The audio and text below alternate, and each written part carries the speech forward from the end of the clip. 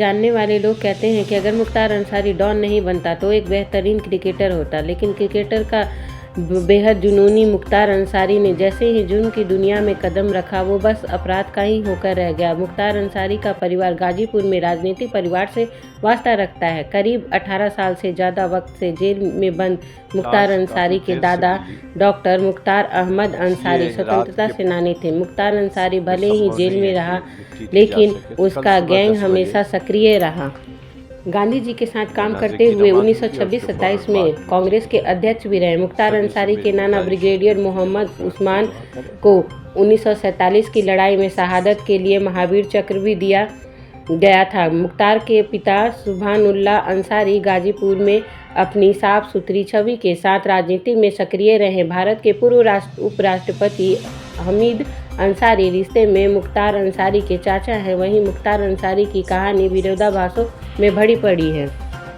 बताते हैं कि मुख्तार अंसारी क्रिकेट खेलने का शौकीन था, मगर कॉलेज के ज़माने में ही वह साधु सिंह के गैंग में शामिल हो गया। इसके बाद जुर्म की दुनिया में उसने ऐसा कदम बढ़ाया कि फिर लौटना मुश्किल हो गया।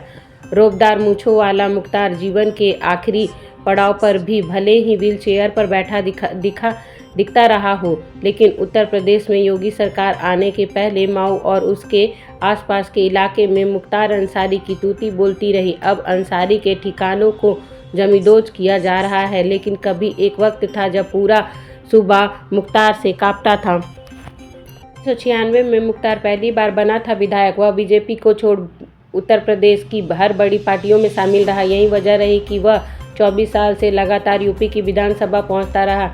साल 1996 में बीएसपी के टिकट पर जीत कर पहली बार विधानसभा पहुंचने वाले मुख्तार 2002, 2007, 2012 और फिर 2017 में भी माऊ से जीत हासिल की। उसमें से आखिरी 3 चुनाव उसने देश की अलग अलग जेलों में बंद रहते हुए लड़े और जीते। राजनीति की ढाल ने मुख्तार को जुर्म की दुनिया का सबसे बड़ा चेहरा बना दिया और हर साल संगठित अपराध में उसकी जड़ें गहरी होती चली गईं।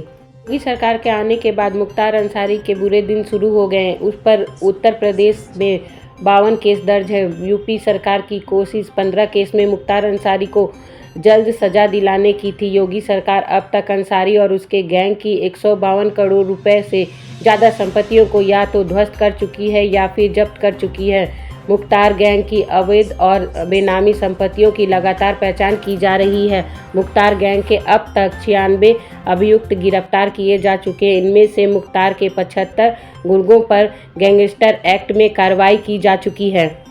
3 जून 1963 में गाजीपुर जिले के मोहम्मदाबाद में जन्मे मुख्तार अंसारी के पिता सुभानुल्लाह अंसारी और मां का नाम बेगम रबिया। यूपी के गाजीपुर जिले अंसारी परिवार की गिनती प्रतिष्ठित राजनीतिक परिवार के रूप में होती थी। आपको यह जानकर ताज्जुब होगा कि मुख्तार अंसारी के दादा डॉक्टर मुख्तार अहमद अंसारी ने देश की आज़ादी के लिए लड़ाई लड़ी थी। स्वतंत्रता सेनानी दादा कांग्रेस के अध्यक्ष पद पर रहते हुए 1926-27 में महात्मा गांधी के साथ स्वतंत्रता की लड़ाई लड़ी थी। मुख्तार अंसारी के नाना ब्रिगेडियर थे, जिनका नाम मोहम्मद उस्मान था। उन्होंने 1947 की लड़ाई में शहीद होने पर महावीर चक्र से सम्मानित किया गया था।